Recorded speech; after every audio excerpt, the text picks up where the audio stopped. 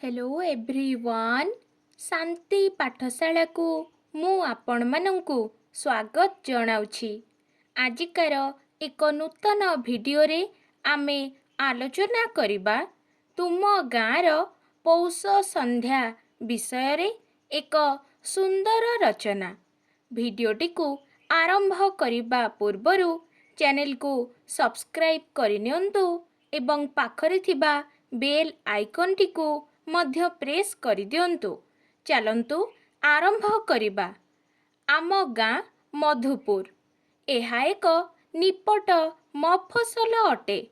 एहार अधिकांश लोक कृषि उपरे निर्भर करी जीविका अर्जन करिथांती। मधुपुर ग्रामटी प्राकृतिक सौंदर्य रे परिपूर्ण अटे। चारिआडे सबुज क्षेत्र, अदूरे आंब तोटा, पहाड़ पर्वत घेरी रही एहार शोभा को बढ़ाई थांती। सकाळ ओ संजरे मधुपुर ग्रामर दृश्य अतीब मनोहर देखा जाए। सकाळर सूर्य किरण रे मधुपुर ग्राम जेपरी मनोलोभा दिसे, अपराह्नर सूर्य किरण रे गछपत्र, चाळ छपर, घर, मंदिर चूड़ा मध्य तदनुरूप आकर्षणीय दिसे। विशेषतः पौष मासरे मधुपुर ग्रामर संध्याकालीन दृश्य मनोहर देखा जाए। संध्यार आगमन हेले गोपाल बालक गाईपल सह घर को फेरंती। सूर्यंक सुनेली किरण चारिआडे विछुरित होई ग्राम पथ गछपत्र सुना रंगर देखा जाउथाए। गोपाल बालकर मुरली स्वर निर्जन ग्राम पथ को मुखरित करुथाए। गाई बाछुरी मानंक हंबा शब्दरे मध्य ग्राम पथ कंपी उठुथाए। पश्चिम आकाशरे धूली उड़ी खूब सुंदर देखा जाउथाए। पौष संध्यारे ग्रामर वृद्ध ओ बालक गण शीत दाउरू रक्षा पाइबा पाई ग्राम दांडरे निया जाली बसी थांती।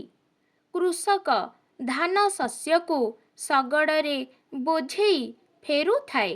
कर्मक्लांत श्रमिक माने ग्रामाभिमुखी होई फेरुथांती। ग्रामरे थिबा दोकान मानंकरे क्रमे भीड़ जमी जाए। संध्यार आगमनरे ग्राम देवतींक पीठरू घंटा आळतीर ध्वनि भासी आसे।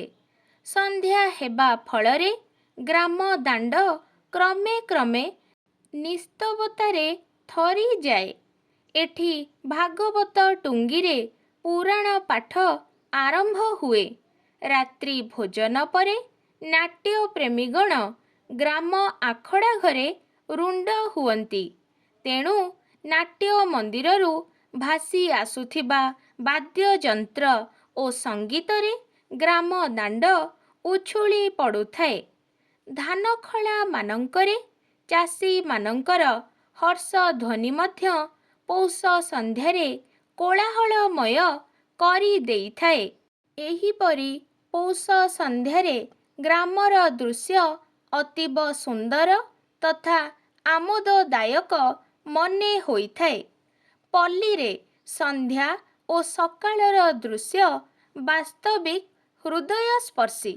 सहरर कोलाहलमय परिवेश मध्यरे पौष संध्यारे सेही सुंदर दृश्य आदो देखिबाको मिले नाही। आजिकार भिडियोटी आपणंकु किपरि लागिछि कमेंट माध्यमरे निश्चय जणाइबे एवं लाइक शेयर सब्सक्राइब करबाकू जमारू भूलिबेनी। धन्यवाद।